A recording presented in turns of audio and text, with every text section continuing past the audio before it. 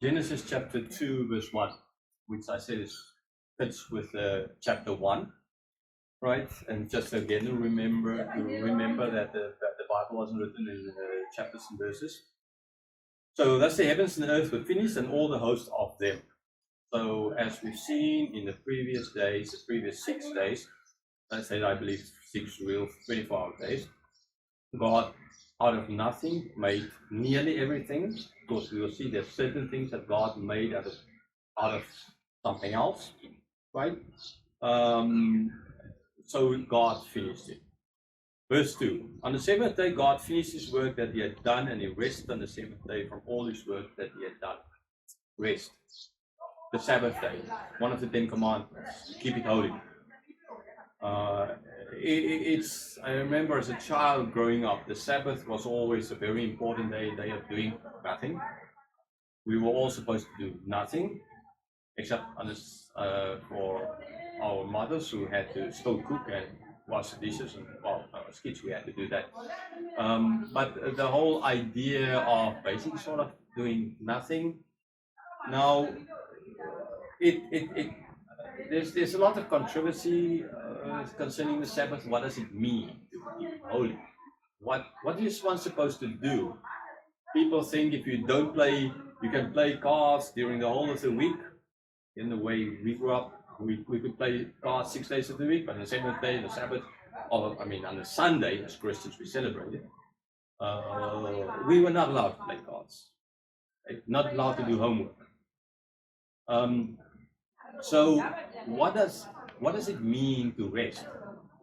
What is the whole point here? What is God trying to do? Trying to say? It's not doing nothing. Yeah, that's a problem. People think that doing nothing is rest. Rest doesn't mean doing nothing. For some people, rest can be doing something else, right? Something that they never have time for. But anyhow, that is even not the point here. The idea is we need to think of God 7 days a week. But on that seventh day is a time when we can go back and think of God and his creation. We can think and understand that everything we see around us being created by God, we can glorify God for that. And so we can go to church, we can meet with other brothers and sisters, we can have lunch together after church, the way it's supposed to be, right? The whole day ought to be given over, not to doing nothing, but to worship God in remembrance of absolutely everything he has done. As that time when we can stop and think of creation, think of what God has done. So that is the most important thing. The problem is just that lots of Christians think if they do nothing on the Sabbath, they are keeping the Sabbath. They're not keeping the Sabbath, right? If they don't go to church, right? If they don't meet up with fellow brothers and sisters, if they don't spend the time with God, then they're wasting their time. They're not keeping the Sabbath. Okay, so yeah, I would think sometimes maybe in our churches on the Sabbath, like on the Sunday now. In this case, I'm just using the word Sabbath because they're using the word actually the seventh day here, right? That on the seventh day, it would be good in our churches if we can have maybe someone telling us about creation, about God's beauty out there, to remind us, as God has done so often in the Old Testament, that He is the Creator. Look at creation. You'll see me. Okay, so let's start keeping the Sabbath for once, and let's stop doing just nothing and think we're keeping the Sabbath, keeping the Sunday, keeping the seventh day. And yes, ultimately we understand that God doesn't rest. Okay, we're not deists. We don't think that God made everything and then he went on holiday and he's sleeping somewhere on the beach or lying on the beach in Hawaii or something like that. We're not thinking, or on the beach in Thailand or wherever. We're not thinking like that, right? We're not deists. Okay? So it's not like God started the clock and he wind it up and now the clock is running.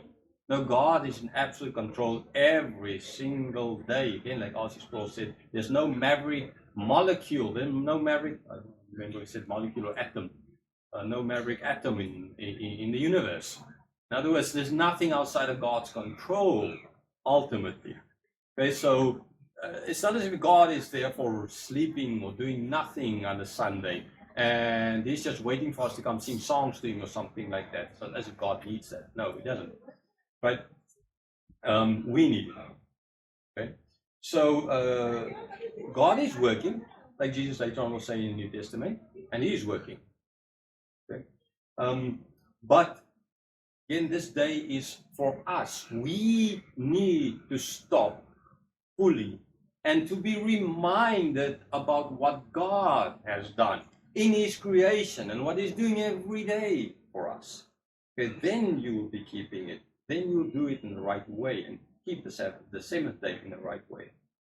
Right? So I actually here would think that sometimes would say that maybe God created everything in 7 days, because rest again is something that didn't exist before, and now it exists. Why does it exist? Because God made it. Okay, so in that sense, I would say that the seventh day, the rest, maybe in a certain sense, is the most important creation of God. Okay, because it's on that day that we stop. It's on that day that we're supposed to stop and to see all the other work is done through the days. It's on that day that we ought to then thank Him, worship Him for everything else He has done. Again, the other days we need to think of Him, worship Him as well, but this is a specific day set apart so that we will stop, think, God made this leaf, God made this palm tree, God made all of this, and we need to therefore worship Him. So this rest leading over into a time of being with God, being with other fellow brothers and sisters in Christ. So that is a very important creation. It's a day where we live for the glory of God, especially so much more so than in every other day. So for that reason, I would just sort of maybe want to say that God made everything in 7 days.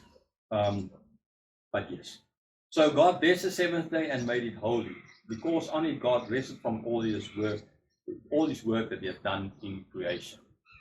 Right? So here God is giving us the example how we're supposed to live, what we're supposed to do, and how we're supposed to keep this holy day, this Sunday, as we as Christians, because Jesus rose on the Sunday, the first day of the week, how we're supposed to keep it. So all the other days, very important. And some people would say, theologians would say that creation leads up to the creation of man as the most important thing. And here I want to disagree with them. I want to say that creation leads up to the seventh day. The day of not rest, the day of worshiping God, the day of understanding that God is our creator. Right? God is the most important, not us. Okay, so please understand this correctly, and I think this is a very important thing to just see here. We are not the goal of creation. We are not the tip of the iceberg. We're not the cherry and the cake.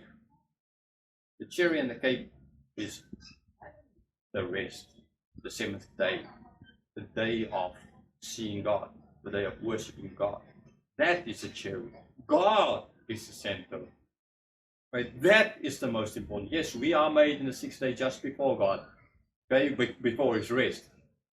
So please see the Sabbath, therefore, for what it is.